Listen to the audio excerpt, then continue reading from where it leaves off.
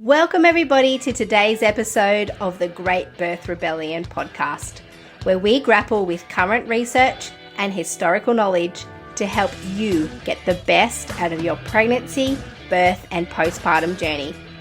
My name is Dr. Melanie Jackson at Melanie the Midwife. I'm a clinical and research midwife with my PhD, which is why I send out a weekly email which contains the resources that we use to create every single Great Birth Rebellion episode. You can join the podcast mailing list at melaniethemidwife.com.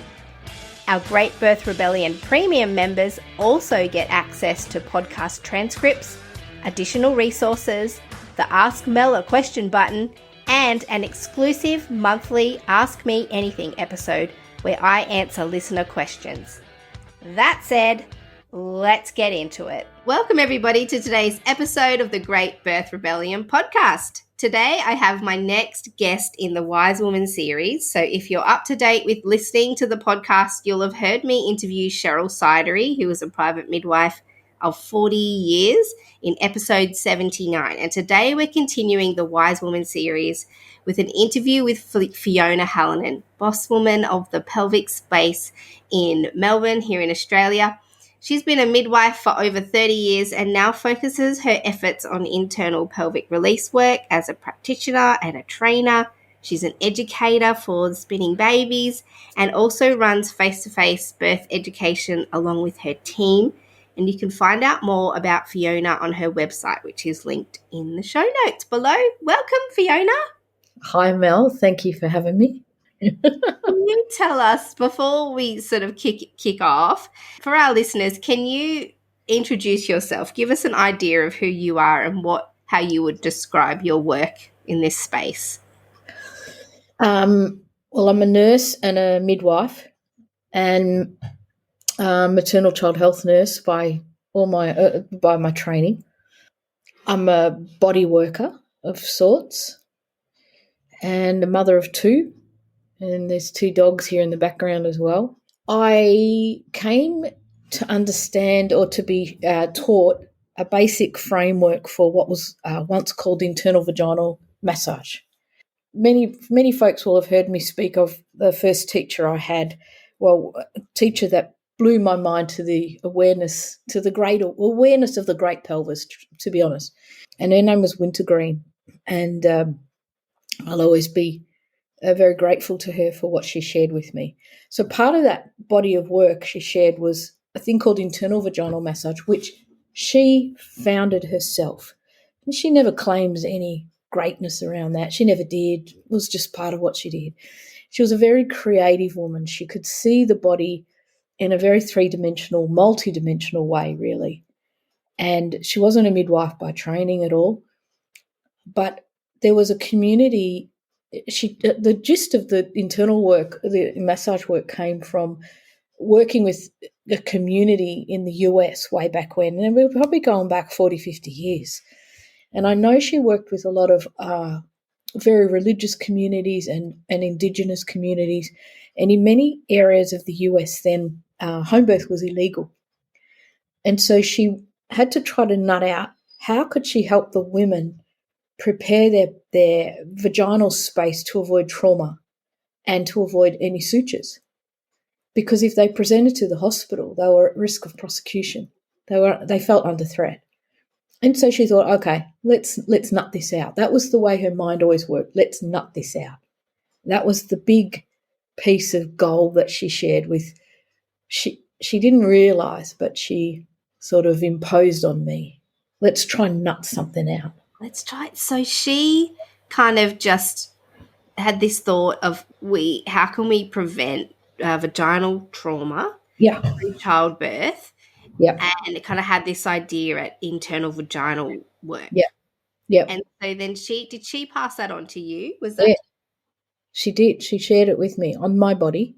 And then I learned it also on her body. Well, even before that. She was taught, she asked an obstetrician way back when, we're going back a long time. She asked an obstetrician, how do I help women get ready for birth? What do they need? And this doctor told her they need a strong heart. They need strong abdominal muscles to hold the baby in good positions. And they need soft vaginas. So, there's so much wisdom in that. yeah, they're the 3 pearls. And so the strong heart, she was always big on women doing a lot of chest, a lot of arm swinging, a lot of getting the circulation up into that cavity and making sure the heart was well perfused. And she had a whole lot of different techniques to address all of those things. So the soft vagina part came with her inventing this internal vaginal massage, which was really just working, from what I can remember. We're going back 35 years. And you got to remember, I was a novice. I was a brand new midwife. And for this mentor who I deeply respected to be teaching me, but for me to be learning on her body, I was just like, like any novice, you just feel like a fool, an absolute fool. And you're trying to juggle with your feelings of absolute humility with trying to learn as at the same time. So I got the gist of it, and I didn't share it because I was too embarrassed and I was too shy. I wondered, I was too shy and I was too worried what people would think about me. Too much ego. And then I was at this birth, and we were teaching a workshop together, her and I, and she was a very bombastic character. For all that I loved her, it was like, oh, she was difficult. Anyway, a woman I was caring for, I was doing private practice where I was supporting women in hospital when they wanted to have their baby in hospital. And she was a Japanese lady. I still remember her name. And it was a very long, extraordinary situation, and it was very political. It was very challenging, not by me, but by the mother herself. It was very interesting to watch the cultural confinement that this woman, the others would put this woman into, because she was Japanese, so they all thought she'd just bow and say yes to whatever they said. Nothing could have been further from the truth. She was feisty. She was amazing. Anyway, she eventually got her baby girl out, and we had 2 nights and 2 days, and it was tough going, and it was the tensions. You know what it's like sometimes in a hospital, the tensions. And, of course, Wintergreen's oblivious to all this because she couldn't have given a poop about the whole thing, but I felt the whole shebang. So I was really relieved the baby was out. It was safe. Everyone was safe. I just wanted to go home, have a shower, cup of tea, go home, go to bed. And she kept going on about this woman's vagina. And the woman had sustained a little first-degree tear and a tear in her labia, and she was pretty swollen. But, I was thinking, this is a pretty good outcome. And she kept going on. Now, when this woman goes on, she goes on and on and on. Anyway, she was going on about this darling woman's vagina.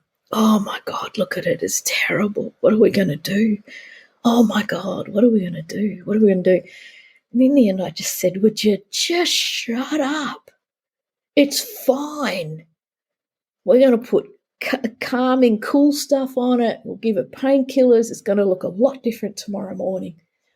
And then there was the turning moment when she looked at me and she just said, she pointed to Kimiko's vagina and said, are you telling me that that's okay and normal to you? And I looked at her and said, I'm not saying it's okay and normal. I'm saying it's good compared to what I normally see. And the look of horror on her face was very much absorbed by me. And it was a turning point. Had she been at births at that point? Oh, yeah, a lot. But she had been with births with women who were preparing their tissues. And that was the turning moment where I went, uh-oh. And then I thought, I'm withholding valuable information. Mm-hmm. It has to stop. So it did. And I started sharing it in a very clumsy way. I had to nut it all out, again myself. And then look, over the years, I just got more and more curious and started to wonder about things. I studied body work to learn more touch techniques.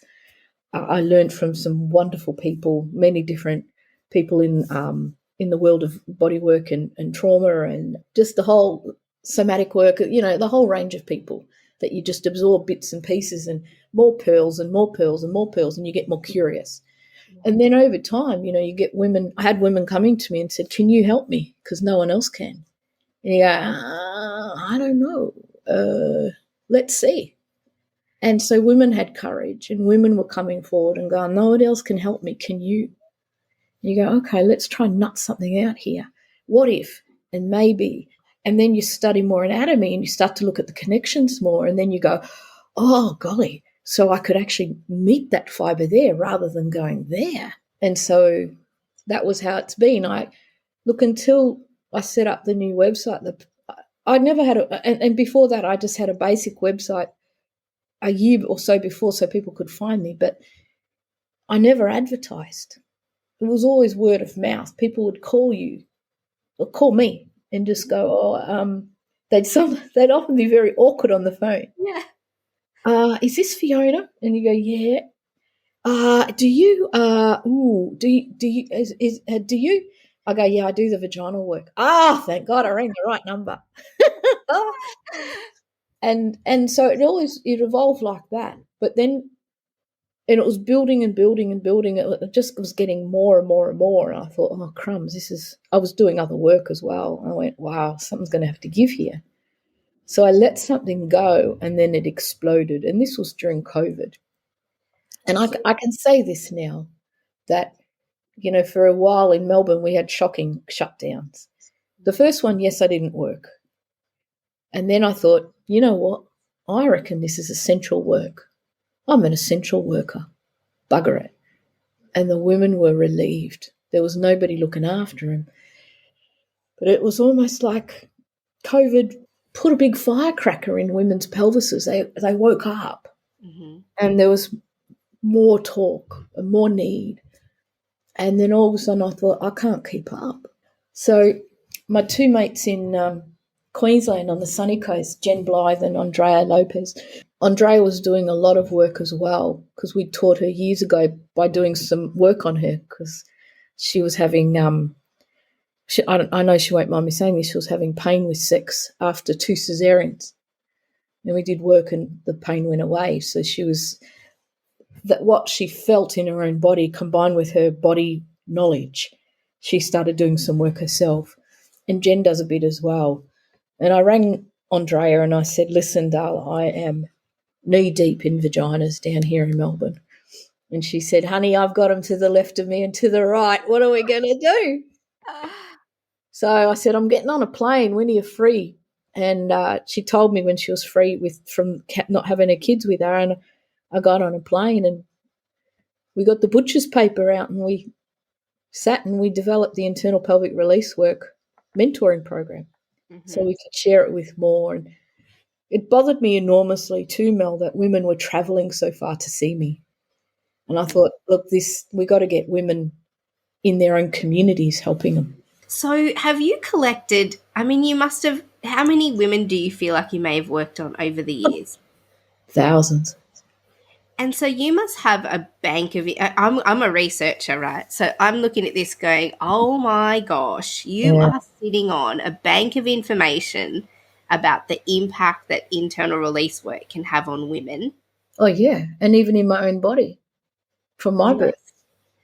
And this is not knowledge anyone will read in a textbook or even really get from any research papers. This is, you've synergized this in your mind based on everything that you've drawn together from your original mentor, from what you know of anatomy and physiology, and you've packaged it up in a training program to teach other people to do internal release work. So can you talk us through what would you do? So a woman comes and sees you. Yeah. What would you do for her when she arrives for internal release work? Well, first thing I check, does she mind the dogs? Because if she doesn't like the dogs at the front door, I take them out the back. And every now and then you get a woman terrified, so you go, hang on a sec. You bring her into my room, and I go, do you want a cuppa? And some will say, yeah. Inevitably, 9 women out of 10 will say, I've got to go to the loo first. I go, of course you do. If they're pregnant, for sure. If they're not, sometimes, they've driven or whatever, driven a long way. And then sometimes they've written a little note now in the booking system. I've had to put up a little note as to why they want to see me. And other times I call them the package surprise. And I don't mind that. I actually love it when sometimes I don't know why they're coming. Uh-huh. Sometimes it's obvious when they've got a lovely big baby in their belly at the front doorstep. But other times it's like, oh, we've got a real package surprise here. Come in. How can I help you? What is it that you want from me? How did you get to be here?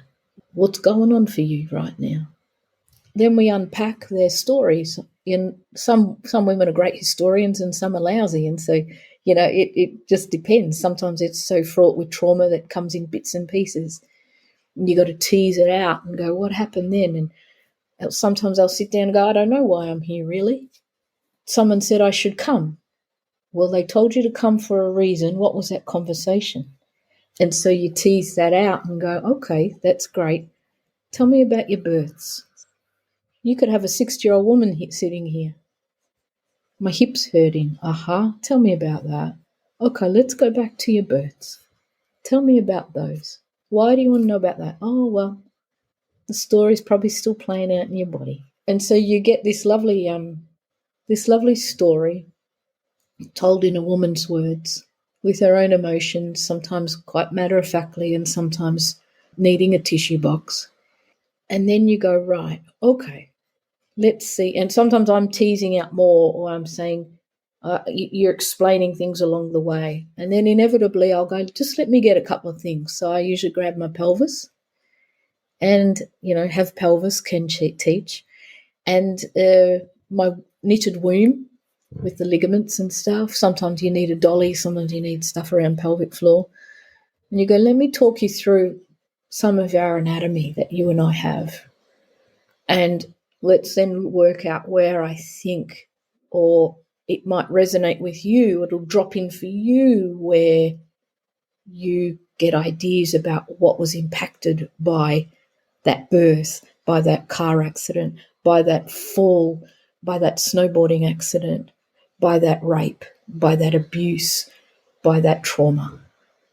And sometimes women can drop into memories as you're talking anatomy. And they go, you mean that can affect that? And you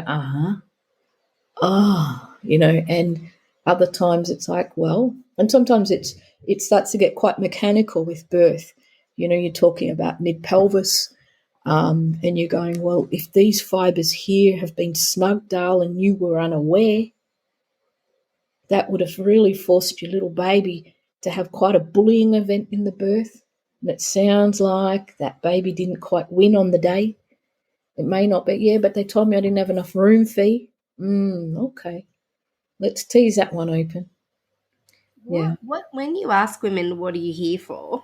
Why did you come? What are the main things that bring them when they arrive? What do women most want you to help them fix? It's not always fixing. It's a lot of preparation. It's preparation for birth. I'm not a midwife who's ever worked with just leave it alone and let's see what happens. I don't have that philosophy. It's not that I am against anyone that has a philosophy of leaving it to nature or leaving it to chance. We're all going to have different viewpoints. That's okay. But I've never worked like that. And I guess I haven't because I was indoctrinated very early on in my first year out by this woman that don't leave it to chance. It's too big an event.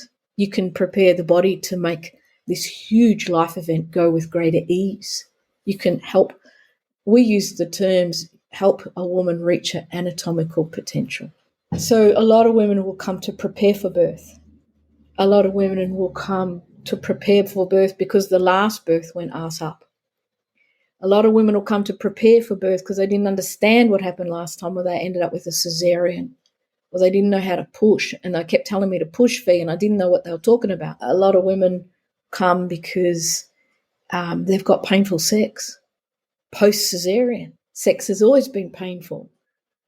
Some have a diagnosis of vaginismus, some with vulvodynia. You have women coming because they've got endometriosis. They've had laparoscopies and they understand that can have a consequence in the dance of the pelvic tissues.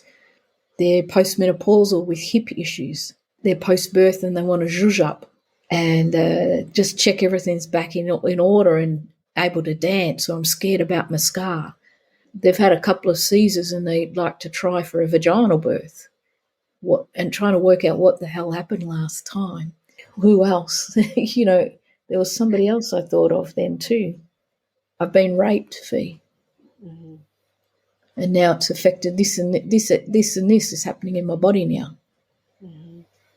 I've been abused. I'm wondering whether it'll impact on me being able to have children. Mm-hmm. I'm having trouble weeing, and I know my pelvic floor's tight. Mm-hmm. I just thought maybe I should get it checked for life, just in preparation in life.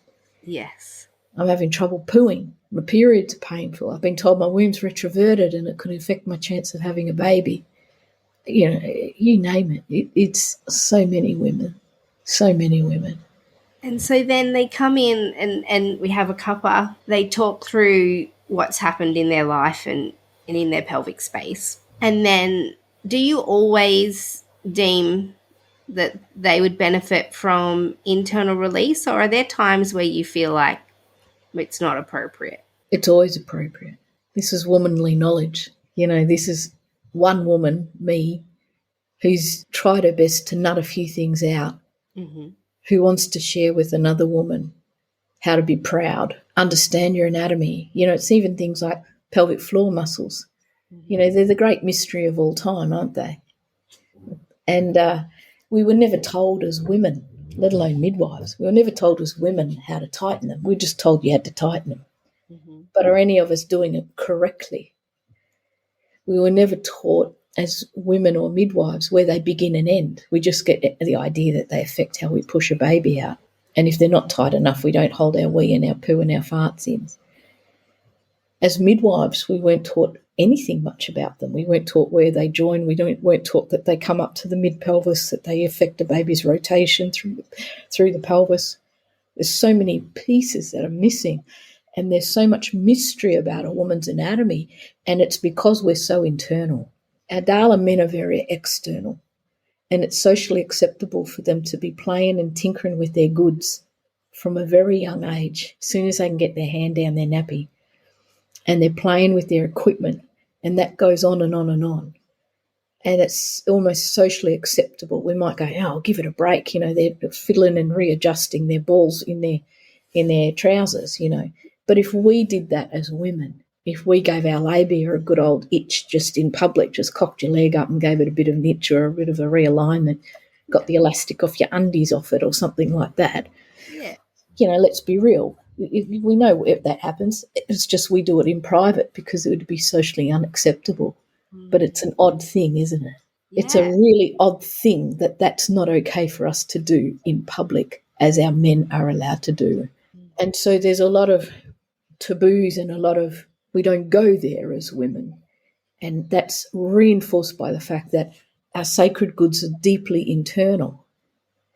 And so part of the work of this pelvic work is appreciating, understanding in basic concepts, sometimes in more deeper concepts, but in basic ways, everyone can understand basic anatomy.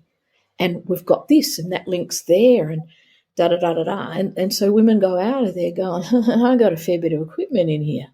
Yes. It's not tucked away for no reason. It's not tucked away because it's shameful. It's tucked away because it's too sacred to be on display.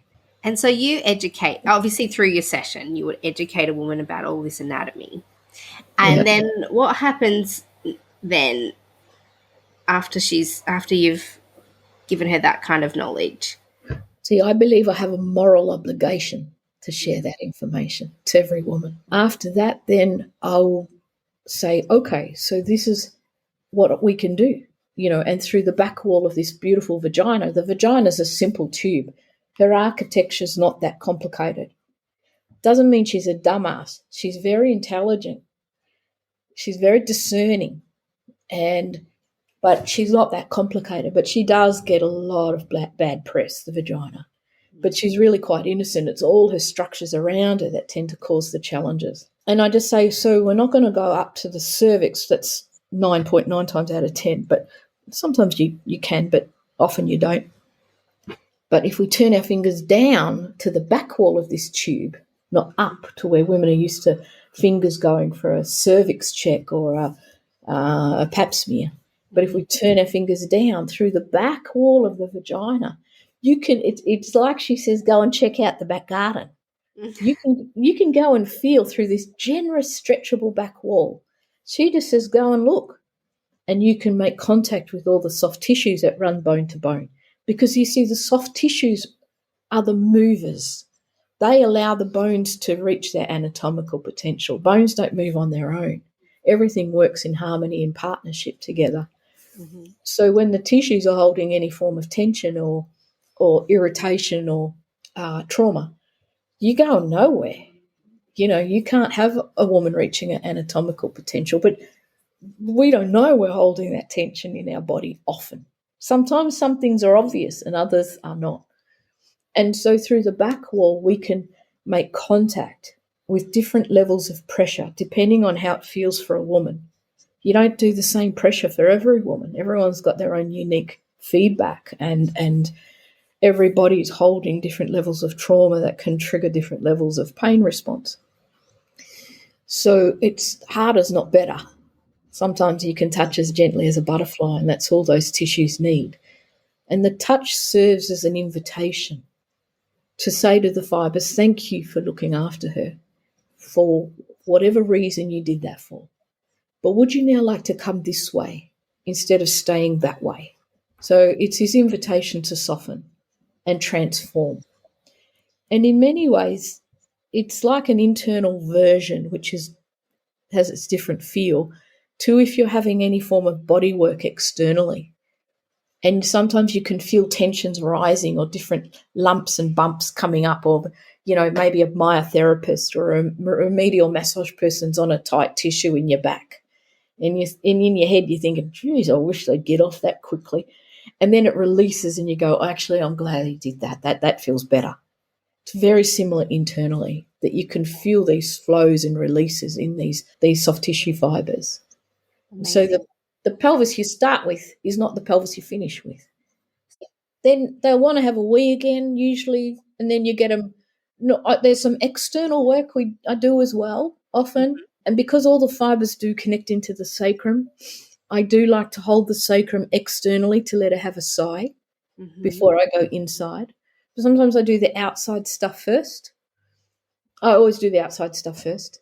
And then I get her comfy. Usually she's lying on her back or sometimes a bit propped, and get her cozy with cushions underneath. And I sit side saddle on one side, get her warm, keep her very covered. It's a very modest session. Before all that, though, you make sure she feels safe in the room. You double check again. You want to proceed? Do you feel safe with me? And how much do you want me to close up the windows, etc., you know? And then I normally would go in only with one finger. I use oils, and I just wait. If you wait at the entrance of the vagina, and this isn't only for this work, it's for love making as well. If you wait, the vagina will take you in. This is her intelligence and her discerning characteristic that comes forward. And she does take you in as if, and often I'll say to a woman, you're moving me, I'm not moving. They go, what? And I go, yeah, your vagina's just sighed and now I'm going in. And then you start the release work. And sometimes, depending on the comfort level for a woman, I may ask permission to add a second finger. Sometimes I can only use one, depending on that particular woman and her structure and her makeup and her comfort level. If I can use two, I prefer, because I can use a longer length of my finger, I can reach further.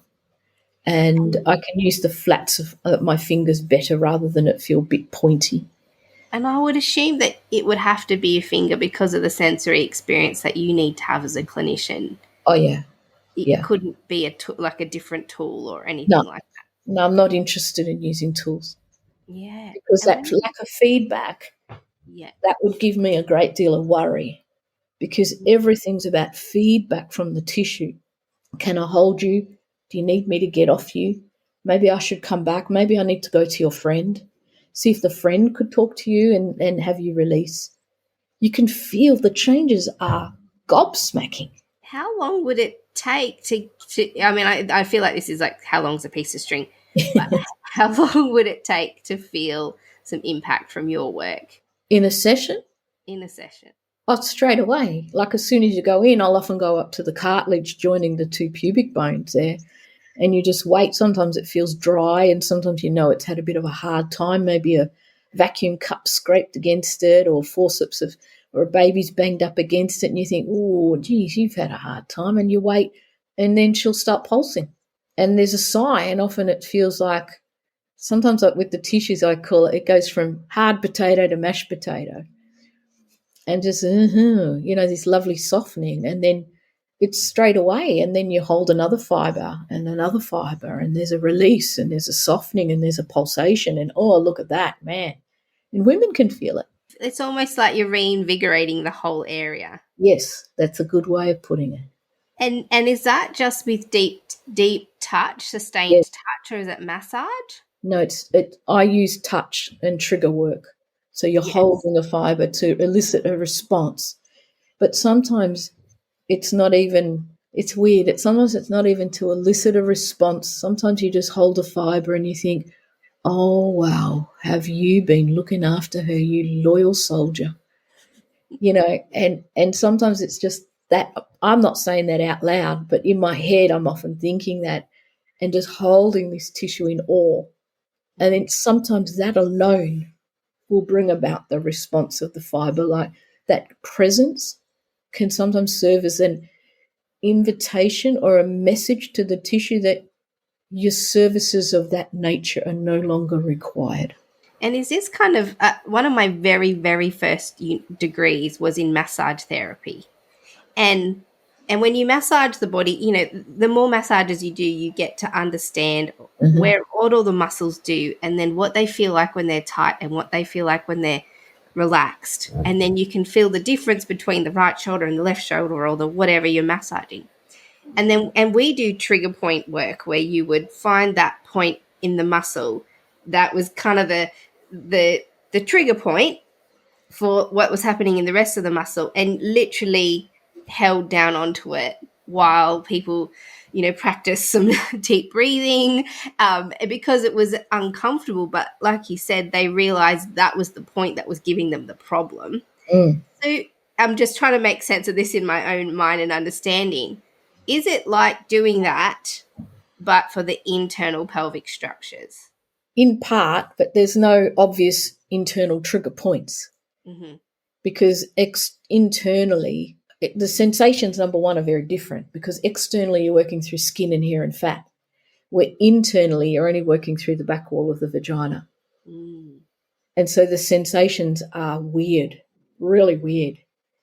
And they come with their own set of experiences. The other thing is in the pelvis, it's like, I call it pelvic braille. It's got its own language, and there's no signposts in there. So are you on something specifically? Yeah, I know a fair bit now, like I can feel differences after all this time. But I'm only, when I teach, I'm asking people to go after what feels tight or uncomfortable and let it have its release and hold it in that way. So it's not a specific art. It's more in touch with the feel of the fiber, rather than going that if I put that trigger point on latissimus dorsi, like externally, that I know that will release. That's way more specific. Where internally it's not like that. You have to be very much more in tune with the dance of the tissues, rather than mechanically thinking about reaching a trigger point. Also with external work how it can arouse emotions, because the old thing, the body holds the score. Well, internally it's quite a big space to pack a few issues in there. Now it's not always the space that women think they've tucked stuff, but you're working pretty carefully. You're in someone's sacred space. It's not every day you go to a stranger and take your underpants off. And it's deep, vulnerable work. The sensations giving practical information, the sensations can be intense. And often I'll say to a woman, I know this is more intense than you would want. Can you manage it? If I hold it, I'm matching an intense energy right here. Otherwise it's going to flick me off. Can you manage that? yeah, I want that release. That I know you're on something right there. And so it goes on. And sometimes they get sensations, oh my God, that's exactly the pain I got in labour. Oh no, Fee, that's the one. That's the feeling that nearly drove me insane in labour. That's the one that led me to take the epidural. What is it? And sometimes I can go, well, I think I'm on this. I'm definitely on this. And sometimes it's like, don't know, love. It doesn't matter. But it's equally emotional work as it is physical work when you're doing that. It can be. Sometimes it's very matter of fact. Yeah. It really is. And other times it's deep emotional holding as well. Yeah. It's And like the other day there was a lady, a beautiful soul, young soul, who felt that she wasn't weeing properly. And she had a beautiful insight into her own body and her own emotions. And she said, I figure I better sort this one out before I choose to have babies because I've got a fear I'll have prolapse. Like a beautiful insight. So she said, I heard about you and I thought I better go and get my goods sorted out and just check if there's anything else I can do. And she had insight too that she was a bedwetter until, school, primary school age, well into primary school. And this isn't uncommon either. And it was interesting because on the table, she was a very matter-of-fact lady. She was a young woman, beautiful, straight down the line. And then we hit a couple of fibres and we got talking and I said, because you get little insights yourself as well. Then she had a few tears. And then she started laughing. She goes, geez, Fee, I didn't know it was going to be a psychotherapy session as well. It's such a great laugh, people get surprised that you could be doing, knee deep into a vagina doing release work and you could be laughing together, laughing your heads off. Sometimes you're crying and sometimes you're laughing. oh, and can you tell me about the sigh that happens? Because you talked about that on your website. I was reading a lot through what you've got online. And the internal sigh that happens, I imagine you can feel it and the women feel it. Oh, yeah. What is the sigh? Just the release working? Yeah. Yeah. Yeah. Yeah. It's magical. Yeah. And sometimes the sigh, it happens because you're working on the tissues. And sometimes it can be that, or I've felt it happen when a woman starts talking about a memory. Out of the blue, she starts talking about something. I don't know why I'm thinking about this, Fee, but da-da-da-da-da-da-da-da. And she'll tell me this story and I'm on a fibre and I'm just staying with it and staying with it and staying with it. And then it just goes whoosh. It's like, yeah, it was all caught up with that memory. And sometimes it was a memory when she fell as a child that she'd forgotten about, but geez, it hurt. Mummy wasn't there to comfort her, or something else happened, and then these fibres have come to her rescue and been holding her ever since. And nobody went to them and told them that they could stand down, that she was now safe as houses, and no need for them to be bristling and looking after her. I know you're seeking to make sure there's more people like you who can do internal release work. But it would currently be the reality that not many women would be able to access this kind of therapy. True. Is there anything that either women could do for themselves or that they could do to prevent needing this kind of work? Any preventative strategies until we wait for this to become a much more universally accessed knowledge? Yeah, I'm just thinking of women listening to this going, well, that's great. I want internal release work, but I'm nowhere near Fiona or anybody who knows any of this stuff. But there are people also, Jen and Andrea have run the program in Queensland. So there are practitioners around Queensland as well. And they'll be teaching in Canberra in the second half of this year. So there'll be practitioners available in Sydney and Canberra. Yeah, Darwin wants it, Perth wants it as well. So it's sort of like, how do you do it? I hear what you're saying. The prevention, there's just one thing with how to prevent needing this work. I have this idea in my brain, or it's really a dream, that when I do finally retire one day, which I'm not sure when that will be, I suspect not for a very long, long, long time, that the number of women coming for care are coming to prepare for big events rather than healing. And so at the minute it's asked about. There's a lot of coming for healing rather than the other. There's the women definitely coming for preparation, but the concept, the dream for me is that they come to prepare for birth, so women are coming out with a lot less impact. If the women are trying to prepare for birth and they can't make contact with me or anybody else that I work alongside with, or anyone that's done the education with us, and there's quite a few around now, they can use their own thumb. And you can't use your fingers going into your vagina because you'd be like, Houdini, turn yourself inside out like a pretzel. But you can oil up your own thumb and you can get closer to the ground. When I prepared for my babies, this is what I did. And I did like a semi sort of kneeling squat on the floor before my shower every day, one leg up and one leg kneeling. And I'd go in with my thumb oiled and I'd do stroking motions all around what I call the smiley face of the vagina. And often if you reach deep enough, and you have to stop because you'll get breathless, and then you go again, and then you wish you never even heard about this, and you curse the day you sort of started to think you'd do it. And then you Especially just got a ginormous pregnant belly hanging out in front of you. Oh yeah, but I was 17 days over with my firstborn, and I'm telling you, where there's a will, there is a way. So you go in and you can stroke in, you can do sort of stroking motions or circular type motions, and you can really reach right into those sit bones. You can reach to the tissues connecting in there. And then you can oil up your fingers on the outside and hold the butt cheek on the outside and your thumbs on the inside. And you can do stroking motions. So it's a lot of like picking up the tissue. I call it kneading the dough. We knead the dough, and you can go down into that deep vaginal entrance, banging down into the anus and go on either side of the anus and then either side again to the other sit bone. And some work on that, a few minutes just working those tissues, brings more blood supply to the area and then brings a lot more mellowness into that area. There'll be spots inevitably that women find that they go, oh, God, hate that one.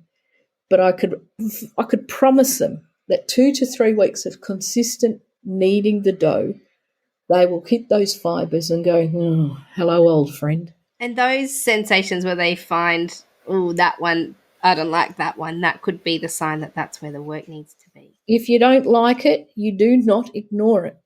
I had a couple of those too when preparing for my babies, and I had to make them my friends. I still never enjoyed the sensation, but it didn't make my eyebrows raise. I mean, this is something I guess a willing partner could assist with as well. For sure. If they're feeling confident and the woman's feeling safe with them. And a lot do it together. This is working the tissues with gentleness but a deliberateness. It's knowing that we can work it so that there's more give, more stretch and more familiarization with that touch. And then from there, it's a deep trust that all the fascial interweaving will gossip throughout the pelvis. Yes, you can't reach as far as me, but when I prepared for my babies, that's all I could do. I had no one to do the work, and it worked. And it will shorten the pushing phase of labour. I will guarantee that with consistent daily work from 32 weeks of pregnancy, you can shorten the pushing phase of labour.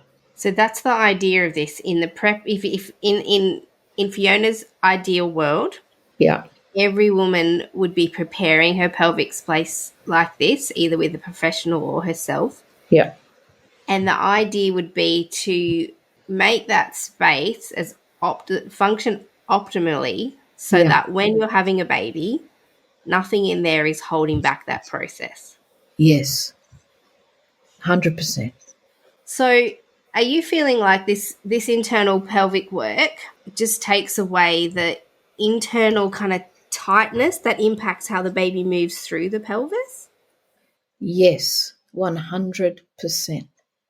And not only is it for the pushing phase of labour, But when you do work right up high as far as piriformis muscle, sacrospinous ligament, we're talking mid-pelvis. As midwives, we know that many, many babies get caught up and mummies at 4 to 8 centimetres dilated. That's a classic, often, not always, but it's a classic mid-pelvic stall. Or when she's 4 and she's 4 and she's 4 and we transfer. When she's 7 and she's 7 and she's 7 and it's OP and we need to transfer because she can't stand it anymore. I know, I've done home birth too. And you know, for many, it's at that mid-pelvis, because mid-pelvis isn't just at ischial spines. It's just above and just below. -1, 0, +1. And when you have a gnarly sacrospinous ligament hooking from ischial spines over to the base of sacrum into coccyx, with the coccygeus muscle running over the top of it like they're twins, partners in crime, you got piriformis fascia coming into that as well, let alone what's below it. You got a baby, it's a bun fight. And what we're seeing is the soft tissues often winning. Mummy gets a stall, she gets told your pelvis isn't big enough, the baby can't turn around, it's stuck, it can't do a final rotation. We know if it can just rotate past that ischial spine region, we are cooking with gas with birth. That baby's gonna rotate all the way down, and next thing you know, we're gonna hear a little grunt in her voice. Then we're dealing with second stage, or the beginnings of the coming into second stage. But many women don't get to that. And when you can even work on those tissues and free up that level, we're getting women having vaginal birth after Caesars because they're starting to realise their anatomical space. It's not there. No one's a write-off. Can you do anything in the moment? Can this pelvic internal release work be done in labour? The ideal is no, that it's preparatory work. Have I done it? Yes. Okay. Well, and really, I feel like what you've done is you've learnt women's knowledge, and this is how knowledge was passed down historically. Yeah, that's right. That a woman would work it out. Yeah, and share it. And share it. Over time, you would work out that it worked. There was some kind of mental scientific process that got applied, and you gathered and gathered and gathered information. And then she told another woman, and another woman started doing that, and then we all apprenticed off each other and learnt stuff. Yeah, that's right. So, yeah, I mean, this is just what you've done. And although I'm a researcher and would love to see it launched into, put on paper in a way that everybody else would appreciate as well, I just love that this is such sacred knowledge and it's held on to in such an oral tradition to this point, which could spook some people. Oh, yeah, no doubt about it, but bad luck. Right, they just don't get the benefit of internal release work. Yeah, it's okay.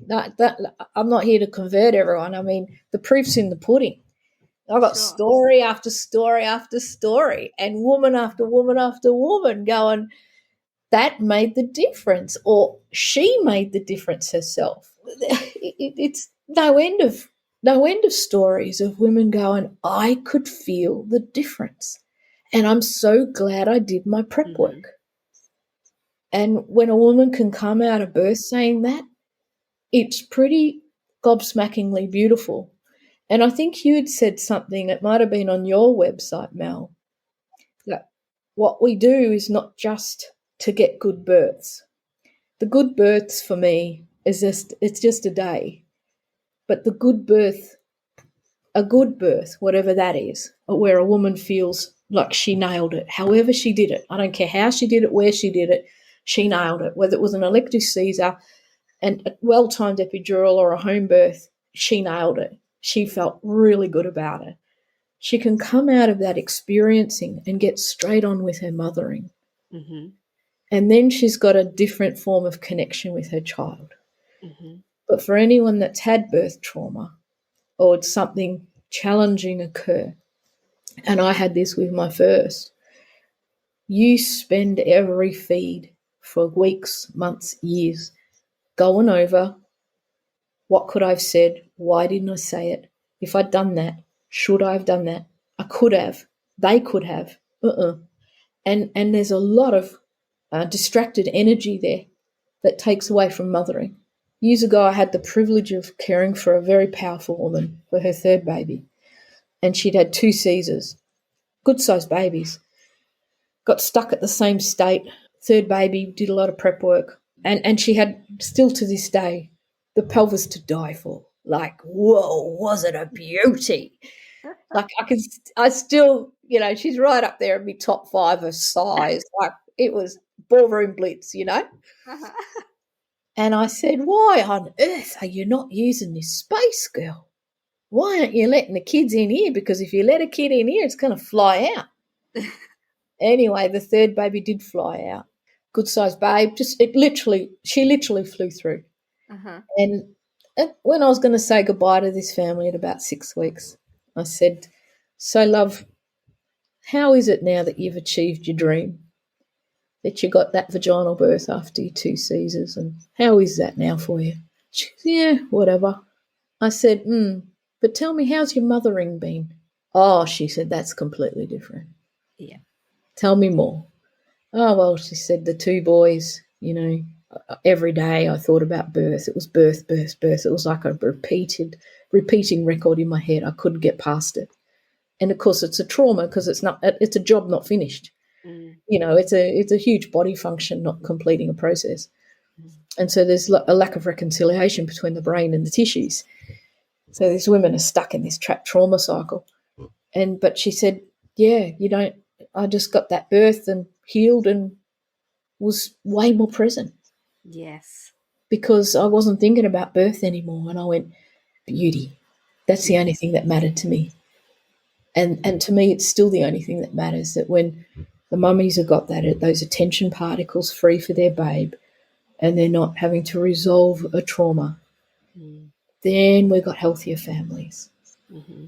And that to me is very, very, very important. That's why I do what I do, not because I'm fixated on vaginal birth, none of that. I just reckon trauma causes family chaos. Yeah. So much of what you're saying is making sense. It's blowing my mind at what we're missing in maternity care and in matrescence. Yeah.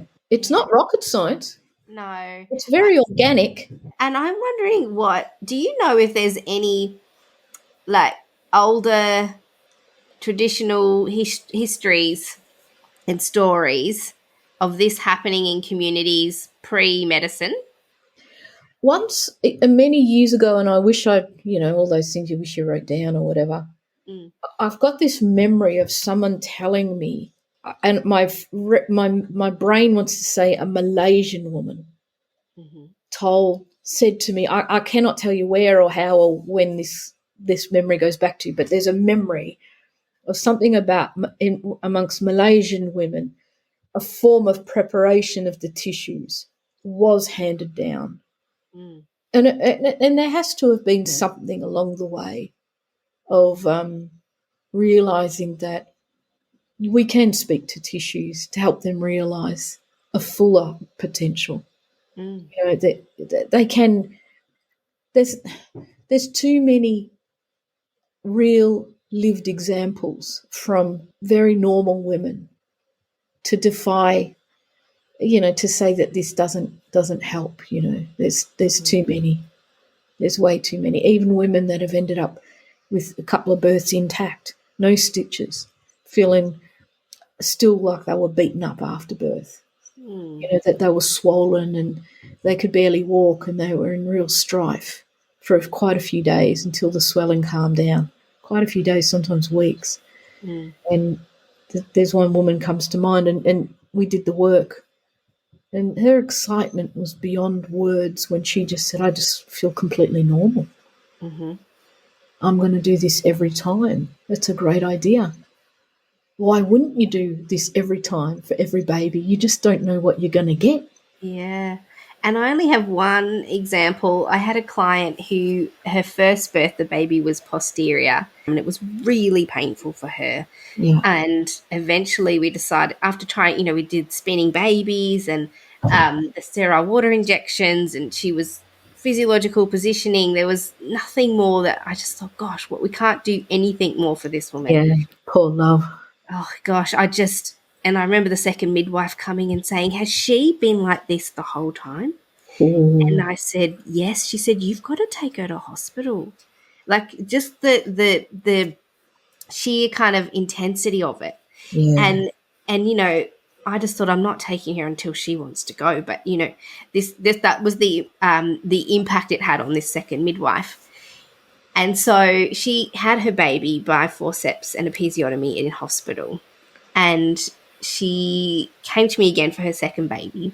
She said, right, this time I'm doing this, all this pregnancy work, chiropractic, osteopathy, spinning babies, stretching, yoga, all the things, internal pelvic release work. She said, where can I find a practitioner? And I was like, gosh, I don't know. We're just going to have to search for somebody who's in your area. She found someone, did internal release work, and next baby, she's laboring, and she felt a similar sensation to her last baby, and she thought, oh my gosh, it's happening again. And I remember she got so cranky with the sensation, she shot up out of the pool and raced off to the toilet and sat over the toilet backwards. And she went, I'm going to the toilet. She went there, felt enough impact that the baby had moved down and put some tension on her perineum. And she was like, right, it's done. She got back up off the toilet, back into the pool, and pushed her baby out, Wow. and was intact. And I said to her, after I checked her, I said, no, there's no tearing. Like, it looks completely normal, like you've done nothing at all, Yeah. that you haven't even had a baby. And she's like, Yeah. and I remember her saying, I think it was the internal release work. Yeah. And it's really sparked an interest in me. And I just hope that, Fiona, we can, or you, anyone, the whole universe can work out a way to get this information out faster. I mean, this podcast will hopefully do it. We get about, 60,000 downloads a month on this podcast. So hopefully. But is there anything else that you want to share with us today about internal release work? There's only one me, but there are others. And I'll be aiming to put anyone who I've taught, and Jen and Andrea have taught, onto my website. It's not there yet, but I do work with a little team here at home. Mm-hmm. And I know that eventually that will expand. And I do urge people, they only need, it's always beautiful to see people for more than one session, because the second time the tissues go, oh, it's you again. Right, let me show you this today, But you only really need one, and then to continue doing the work. But anything else to say about it? I just, if anybody's got any ideas about how we can make this publicly funded for all women. Oh, yes.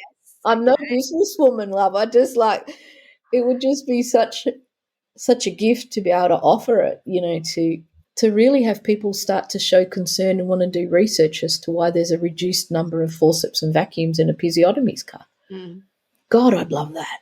Because if you reduce that, then we're going to reduce prolapse. Then we're going to, you're going to reduce a whole lot of tension within a couple, because she's going to feel more comfortable to reconnect eventually physically and sexually with her darling.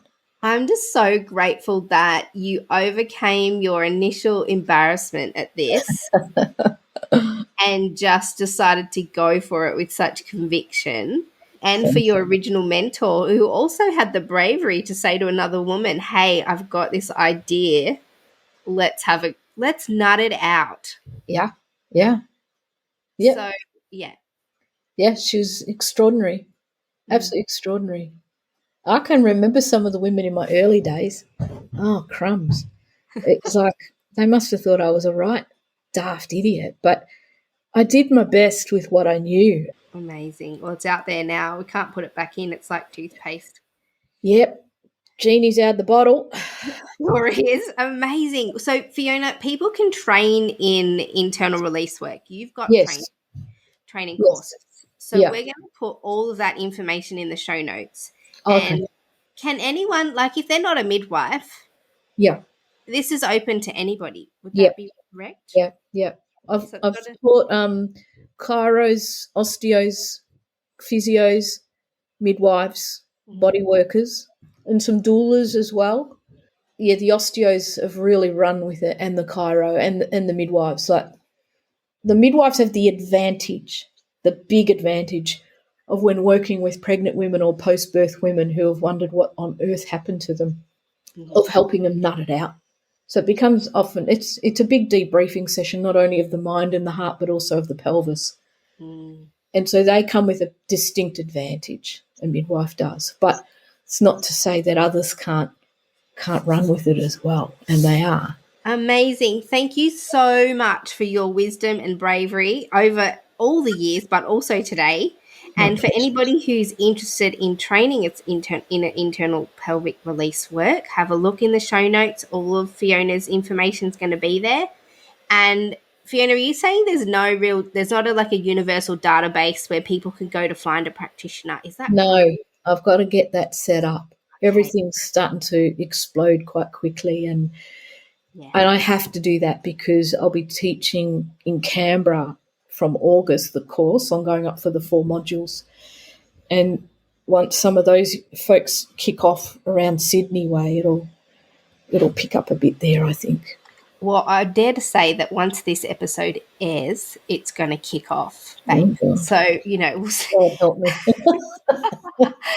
So, we'll see. I mean, let's see how this goes. I just really appreciate you being here today, and thanks, let's see Mel. what happens. Thanks for inviting me. It was a real pleasure. Thank you for being here for today's episode of the Great Birth Rebellion podcast. If you want to get access to all the resources that we use to create every single podcast episode, you can join the mailing list at melaniethemidwife.com, or better still, the Premium Members Hub. The Premium members get access to transcripts, the Ask Mel a Question button, an exclusive Ask Me Anything episode every month. All the details are in the show notes, and I will see you in the next episode of the Great Birth Rebellion.